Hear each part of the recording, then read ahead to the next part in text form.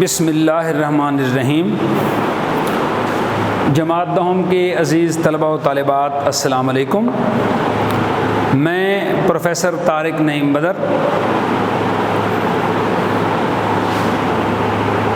شعبہ Urdu the concept academy اسلام آباد آپ سے مخاطب ہوں۔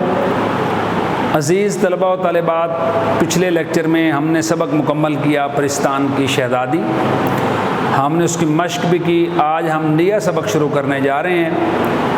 اسلامی نقطہ نگاہ کے حوالے سے بہت اہم سبق ہے، نظم ہے۔ اقبال نے بڑے خوبصورت انداز میں ایک چھوٹی سی بچی ہے، معصوم سی، اس کو خراج عقیدت پیش کیا ہے، خراج تحسین پیش کیا ہے۔ یہ ایک ایسی بچی کی کہانی ہے جو جنگ طرابلس میں غازیوں کو پانی پلاتی ہوئی کفار کے نیزوں تلواروں کی زد میں آ کے شہید ہوئی۔ علامہ اقبال کسی تعارف کے محتاج تو نہیں ہیں، لیکن چونکہ ہمارے سلیبس کا حصہ ہے، ہمارے نصاب کا حصہ ہے، تو اس لیے میں ضروری سمجھتا ہوں کہ پہلے ہم اقبال کی آئلی زندگی پہ، اقبال کے افکار پہ، اقبال کے انداز بیاں پہ، ان کی کتابوں پہ مختصر سی بات چیت کر لیں۔ تو پہلے ہم اس پہ بات کریں گے، اقبال کے کہہ لیں کہ اقبال کی جو تعارف ہے وہ ہم پڑھیں گے، اس کے بعد ہم انشاءاللہ نظم پڑھیں گے فاطمہ بنت عبداللہ۔ تو سبق کی طرف آتے ہیں۔ علامہ محمد اقبال 9 نومبر 1877 کو سیالکوٹ میں پیدا ہوئے اور آپ نے 21 اپریل 1938 کو وفات پائی۔ آپ کا جو مزار ہے میں سمجھا دوں گا، آگے بات کرتے ہیں۔ ابتدائی تعلیم آپ نے سیالکوٹ میں ہی حاصل کی۔ روایت یہ ہے کہ اقبال نے جو بچپن کی تعلیم تھی وہ دینی مدرسے سے حاصل کی، پھر آپ انٹر سکاٹ مشن کالج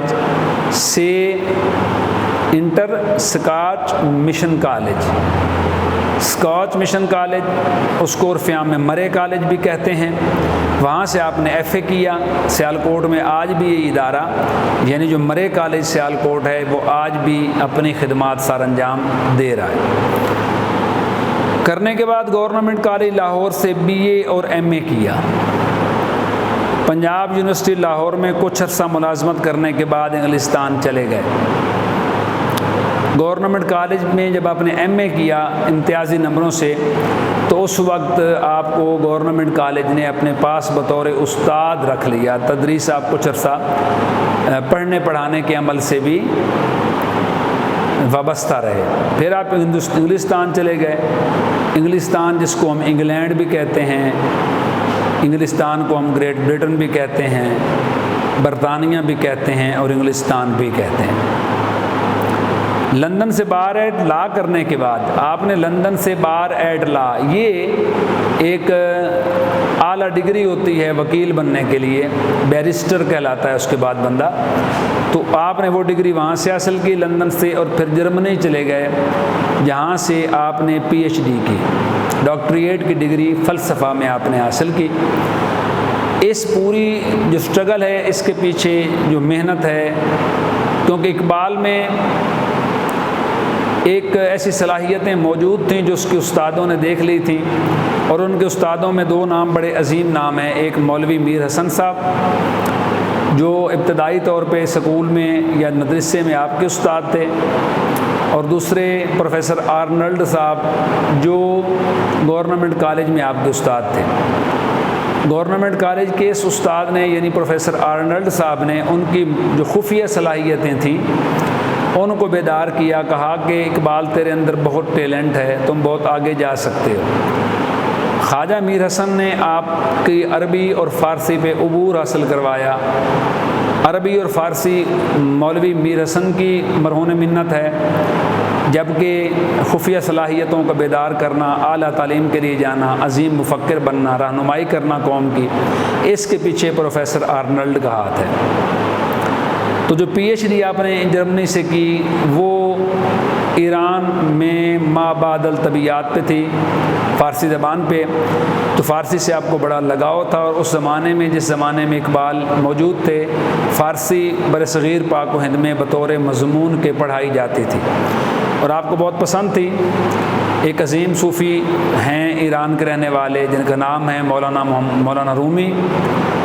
آپ کیونکہ مولانا روم 200-300 سال پہلے اس دنیا سے رخصت ہو چکے، وفات پا چکے، اقبال روحانی استاد سمجھتے ہیں۔ وہ سمجھتے ہیں کہ میں نے مولانا روم کی کتب پڑھ کے، تصانیف پڑھ کے، مولانا روم کی باتیں سن کے، مولانا روم سے ان کی کتابیں پڑھ کے جو فیض حاصل کیا ہے، اس لیے مولانا روم میرے استاد قرار پائے۔ حضرت علی کرم اللہ وجہہ کا قول ہے کہ جس نے مجھے ایک لفظ پڑھایا وہ میرا استاد قرار پایا۔ ایک دفعہ کا ذکر ہے، ایک عیسائی راہب حضرت علی کرم اللہ وجہہ کی خدمت میں حاضر ہوا، کچھ صحابہ کرام اور بھی موجود تھے۔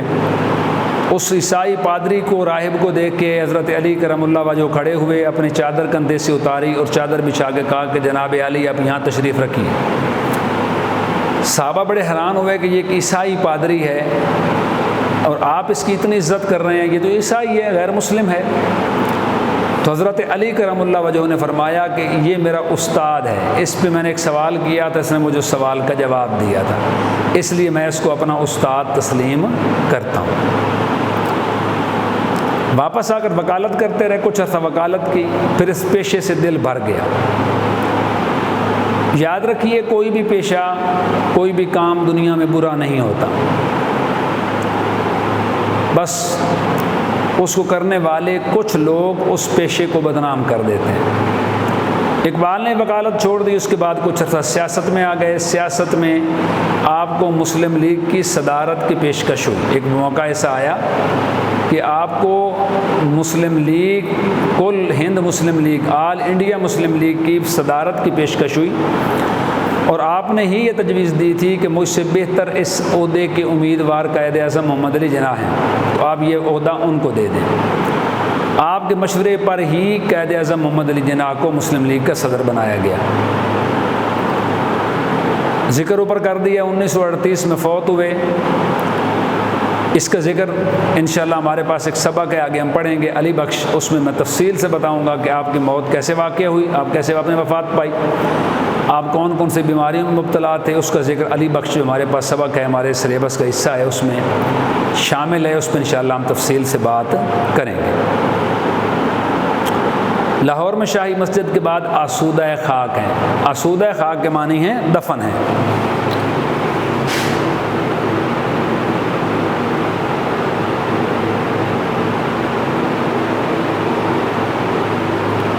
دفن ہیں، مدفون ہیں، آپ کو وہاں پہ دفن کیا گیا۔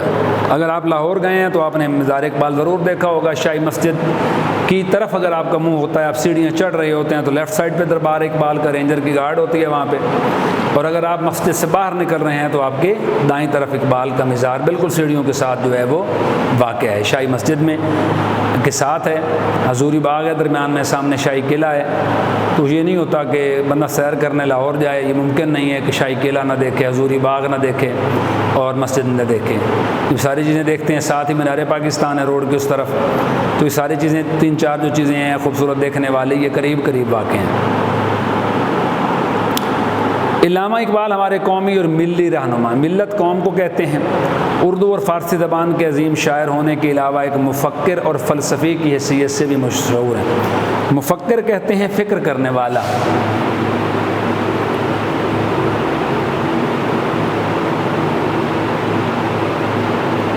سوچ و بچار کرنے والا، فکر کرنے والا مفکر کہلاتا۔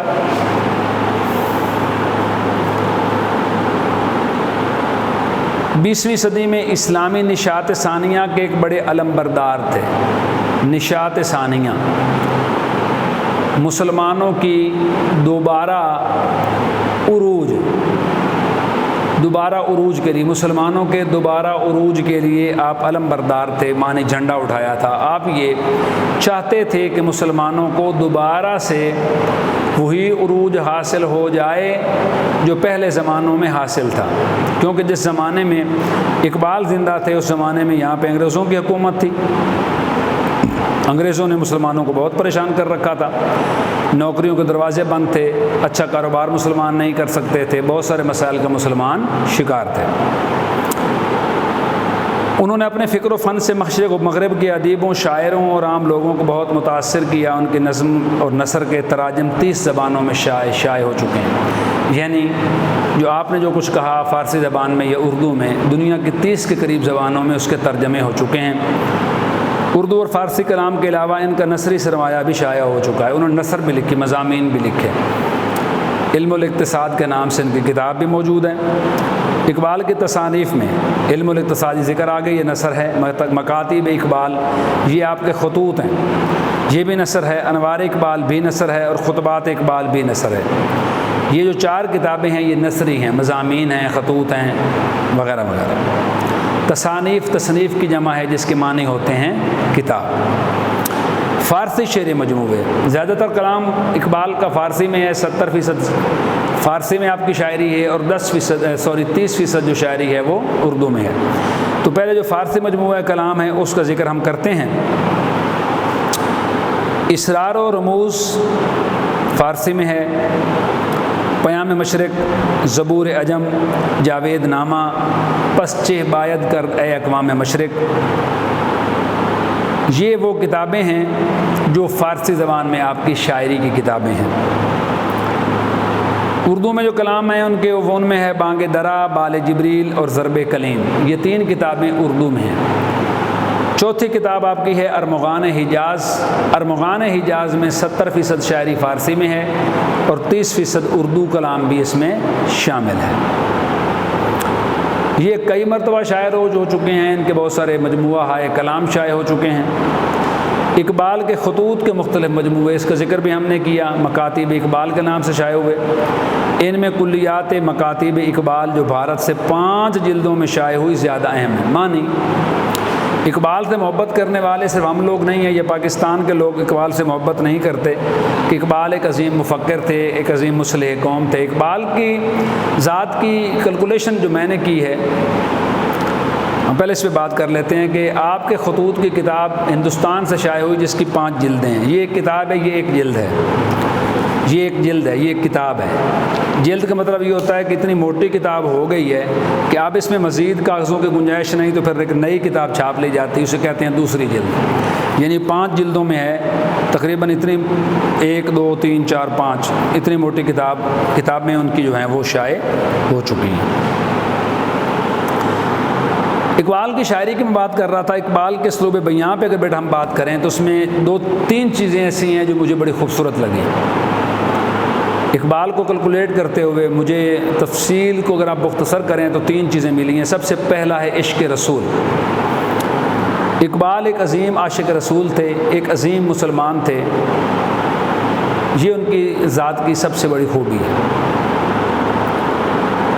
دوسری خوبی ان کی ذات کی ہے اپنی قوم یعنی مسلمان قوم سے محبت کرنا۔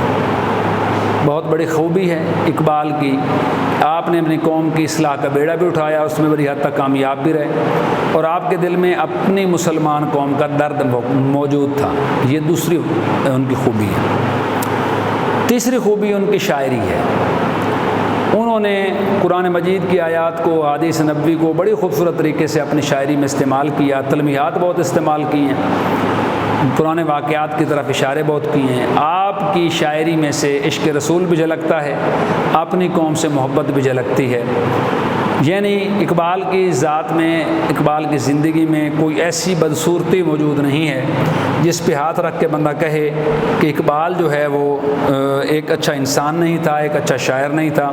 آپ کو شاعر مشرق کا خطاب دیا لوگوں نے، اور آپ کو اس زمانے میں آپ کے دنیا سے جانے کے بعد، رخصت ہو جانے کے بعد، آپ کو بہت سارے اعزازات سے بھی نوازا گیا۔ یہ تھا اقبال کا مختصر سا تعارف۔ تو آج ہمارے پاس وقت اتنا ہی تھا، انشاءاللہ اگلے لیکچر میں ہم پڑھیں گے فاطمہ بنت عبداللہ۔ تو عزیز طلبہ و طالبات، کوئی بات سمجھ نہ آئے ضرور پوچھیے، کوئی تشریح طلب بات رہ جائے سوال کیجئے، کوئی لفظ مشکل لگے اس کا جواب پوچھیے، اس کے معنی پوچھیے، یہ آپ کا حق ہے، آپ کا رائٹ ہے۔ ہم یہاں آپ کے سوالوں کے جواب دینے کے لیے، آپ کو اچھی طرح سے پڑھانے کے لیے، آپ کی تربیت کرنے کے لیے موجود ہیں۔ تو انشاءاللہ اگلے لیکچر میں ملتے ہیں، پھر تب تک کے لیے اجازت دیں۔ بہت شکریہ، اللہ نگہبان۔